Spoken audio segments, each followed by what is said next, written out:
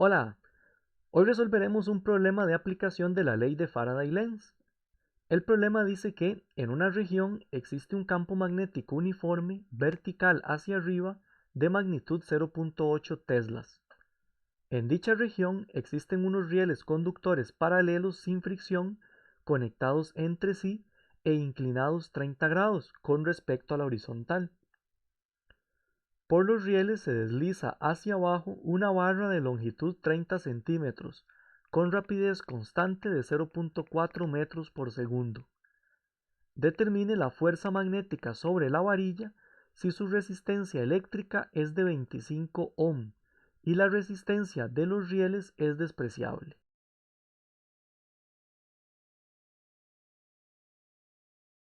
Para resolver este problema voy a hacer un dibujo en el que se vea los rieles y la barra totalmente de lado, porque en este dibujo lo estoy viendo en perspectiva. Entonces veo todo el plano formado por los rieles y la barra. Entonces voy a hacer un dibujo que sería así. Estos serían los rieles y la barra iría acá desplazándose hacia abajo según dice el problema, con una velocidad constante. Y el ángulo que se forma acá con la horizontal es de 30 grados. El campo magnético iría vertical hacia arriba. Voy a dibujar las líneas de campo magnético. Irían acá.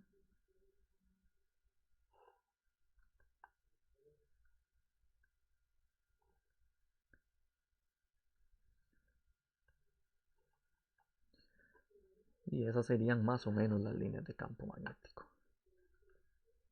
Muy bien, ahora voy a dibujar un marco de referencia para este problema. Voy a decir que el eje X positivo va para acá, el eje Y iría hacia acá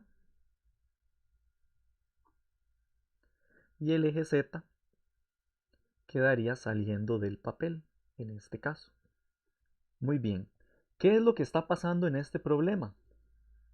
Bueno, en este problema tenemos que la barra se mueve con velocidad constante hacia abajo.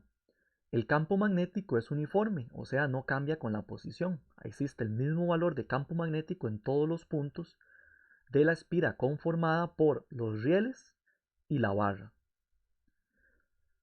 Al bajar la barra por los rieles, va a ir disminuyendo el área de la espira conformada entre los rieles y la barra.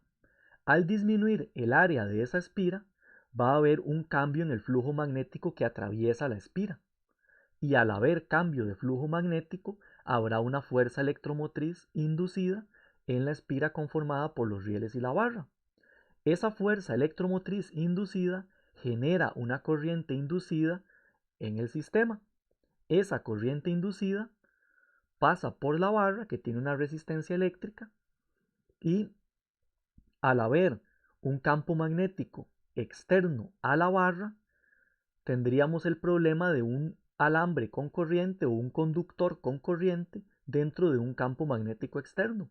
Por lo tanto, va a experimentar una fuerza magnética. Esa fuerza magnética es la que el problema me está pidiendo calcular. Entonces voy a empezar calculando el flujo magnético sobre la espira conformada por los rieles y la barra. Ese flujo magnético lo calculo con la definición de flujo magnético, que es igual a la integral de B punto dA. ¿Ok?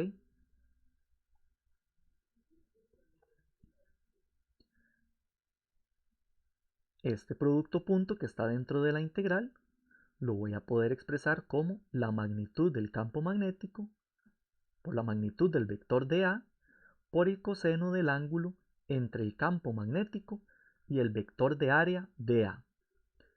Entonces tengo que ver quién es este vector dA o cuál es el vector de área sobre la espira. Vean que nuestra espira está sobre este plano que está acá.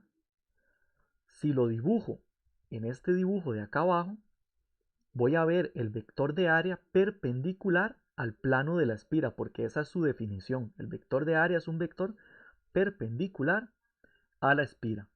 Entonces, nuestro vector de área tiene que quedar así. Este es el vector de área y forma un ángulo de 90 grados con el plano de la espira. Si aquí se forma un ángulo de 90 grados y acá hay 30, entonces aquí habría 60 y aquí habría 30 también. Este es 30 grados. Entonces el ángulo entre el vector de área y el vector de campo magnético va a ser 30 grados. Entonces esto se va a poder escribir como flujo magnético será igual a la integral de la magnitud del campo magnético, que es un valor uniforme de 0.8 teslas, dice el problema, por dA por coseno de 30 grados.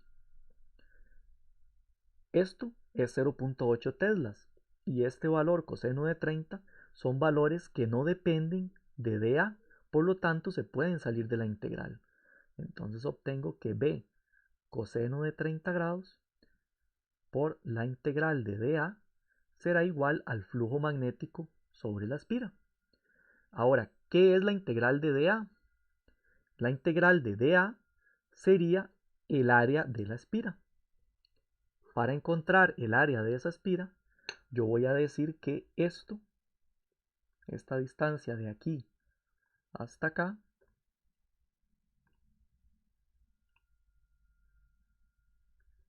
esta distancia que hay acá, va a ser X. La voy a llamar X a esa distancia.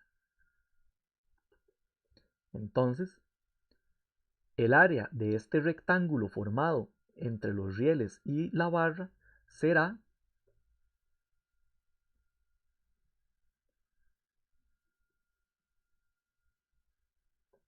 X por L, el largo de la barra. Y el largo de la barra es 30 centímetros, dice el problema.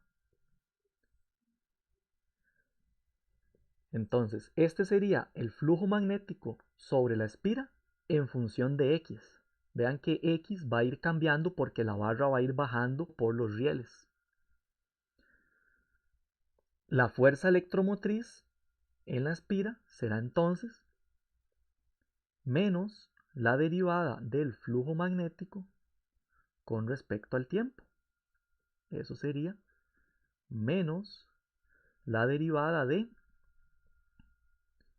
B por coseno de 30 por X por L. Pero ni B, ni el coseno de 30, ni el largo de la barra cambian con el tiempo. Lo único que cambia es X.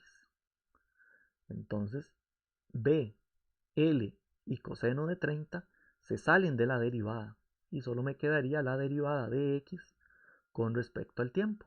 Y la derivada de X con respecto al tiempo sería la rapidez con la que baja la barra por los rieles. Aquí hay que hacer una observación importante. El vector de área, para ser perpendicular al plano de la espira, puede ir en esta dirección o en esta otra, puede ir hacia abajo.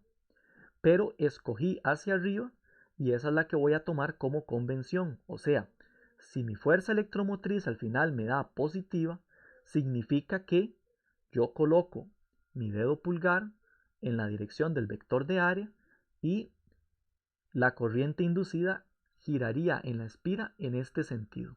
O sea, iría girando así la corriente. Si la fuerza electromotriz me da negativa, quiere decir que debo alinear mi dedo pulgar en la dirección contraria a la que puse el vector de área. O sea, así, para adentro. Y entonces la corriente inducida giraría en este sentido en la espira. O sea, iría para acá. Muy bien, la fuerza electromotriz inducida será menos B por L por coseno de 30 grados por la rapidez de la barra hacia abajo.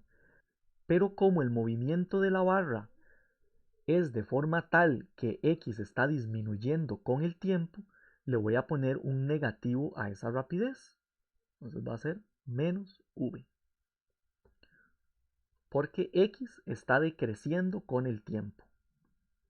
O sea, X decrece a razón de 0.4 metros por segundo. Y eso hace que el resultado sea más B por L por V por coseno de 30 grados. Ya esto se podría calcular. De hecho es un valor constante, porque la rapidez con la que baja la barra es constante. O sea, tiene que haber ahí en el problema algún agente externo que hace que la barra baje con velocidad constante, o sea que no le permite ni acelerarse ni desacelerarse. Muy bien, ya tengo la fuerza electromotriz sobre la espira. Voy a calcular la corriente inducida que hay en la espira, que será la misma corriente que hay sobre la barra. En el sistema, lo único que tiene resistencia eléctrica es la barra. Los rieles dicen que tiene una resistencia eléctrica despreciable. Entonces aplico la ley de Ohm. La fuerza electromotriz inducida será igual a la corriente inducida por la resistencia eléctrica total del sistema, que es la resistencia eléctrica de la barra.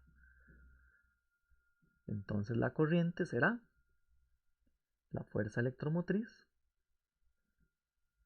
entre la resistencia eléctrica. Y eso sería B por L por V por coseno de 30 grados entre la resistencia. Calculemos el valor de la corriente eléctrica.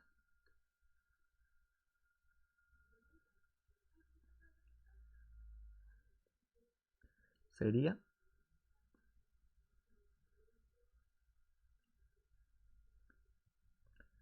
la magnitud del campo magnético, es 0.8 teslas, por el largo de la barra, dice que es 30 centímetros, 0.3 metros, por la rapidez con la que baja la barra, que es de 0.4 metros por segundo, por coseno de 30 grados, entre la resistencia eléctrica de la barra, que el problema dice que es 25 ohm. Esto daría 3.33 por 10 a la menos 3 amperios.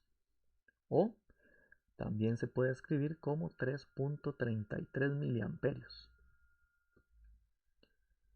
Pero voy a utilizar estas unidades para que concuerden con unidades del Sistema Internacional de Unidades. Muy bien, yo ya tengo la corriente que hay en la barra. Ahora, con esa corriente y el campo magnético puedo calcular la fuerza magnética sobre la barra, utilizando la ecuación para calcular la fuerza magnética sobre un conductor recto con corriente en un campo magnético uniforme. Esa ecuación decía que la fuerza es igual a la corriente por el vector L cruz el vector de campo magnético. Y también podíamos utilizar la identidad del producto cruz. Aquí hay un producto cruz de dos vectores. La identidad del producto cruz decía que la magnitud de ese vector, del vector resultante del producto cruz, es igual a la magnitud de un vector por la magnitud del otro por el seno del ángulo entre los dos vectores. Entonces aquí puedo escribir I por la magnitud de L por la magnitud de B por el seno del ángulo que lo voy a llamar alfa, el ángulo entre el vector L y el vector B. Si se fijan bien en el dibujo, el vector L sería un vector que en este caso entra a la página. ¿Por qué entra a la página? Porque la fuerza electromotriz inducida me quedó con signo positivo y la corriente inducida también va a tener signo positivo. Al tener signo positivo, significa que en nuestra espira la corriente va en la siguiente dirección. Tengo que alinear el dedo pulgar con el vector de área. El vector de área está para acá, Entonces, los demás dedos de mi mano derecha me dicen en qué dirección iría la corriente. Si lo veo en este dibujo, la corriente estaría yendo para arriba, entra aquí a la barra, en el riel que está del otro lado bajaría, y luego aquí en la parte de abajo que conecta los dos rieles saldría. Visto en este otro dibujo, mi dedo pulgar debe ir saliendo del plano y los demás dedos de la mano giran en este sentido. Entonces la corriente inducida va en este sentido. O sea, en la barra la corriente inducida va para acá. Esta es la dirección de la corriente inducida. Visto en este dibujo, la corriente inducida estaría entrando al papel. Esa es la dirección de la corriente inducida. Este vector L que está acá es un vector que tiene que ir en la misma dirección que la corriente. Entonces es un vector que entra a la página. Mientras que el vector de campo magnético va paralelo al plano de la página y hacia arriba. Entonces el ángulo entre el vector L y el vector de campo magnético es 90 grados. Un vector está para acá, entrando, y el otro va para acá. Esos dos vectores están perpendiculares. Entonces este alfa de acá es 90 grados y seno de 90 grados vale 1. Entonces esto es un 1. Y la magnitud de la fuerza será simplemente la corriente por la longitud de la barra por el campo magnético. La corriente, yo aquí la tengo ya, puedo poner la expresión o simplemente poner el valor que ya conozco. Sería 3.33 por 10 a la menos 3 amperios por el largo de la barra. El largo de la barra es 0.3 metros o 30 centímetros por la magnitud del campo magnético que es 0.8 teslas. Esto daría 7.99 por 10 a la menos 4 newton. Esta es la magnitud de la fuerza sobre la barra. La magnitud de la fuerza magnética sobre la barra. Y ahora, ¿en qué dirección iría esa fuerza magnética? Vamos a ver. Para esta ecuación se podía utilizar la regla de la mano derecha. ¿Cómo? Poníamos la mano de esta forma y alineábamos este dedo con el campo magnético, este dedo con la corriente y el dedo pulgar entonces apuntaba en la dirección en la que iba la fuerza. Vamos a ver. Voy a poner el dibujo así por comodidad mía. Y en este dibujo, la corriente que va en este dedo queda entrando a la página. El campo magnético queda hacia acá. Y entonces mi dedo pulgar debe apuntar en la dirección en la que va la fuerza magnética. La fuerza magnética entonces va en la dirección positiva del eje X según este dibujo. Entonces, recupero el carácter vectorial de la fuerza y la respuesta del problema sería que la fuerza es 7.99 por 10 a la menos 4 newton en I, según este dibujo que hice acá. Y con eso, el problema quedaría totalmente resuelto. Hasta la próxima.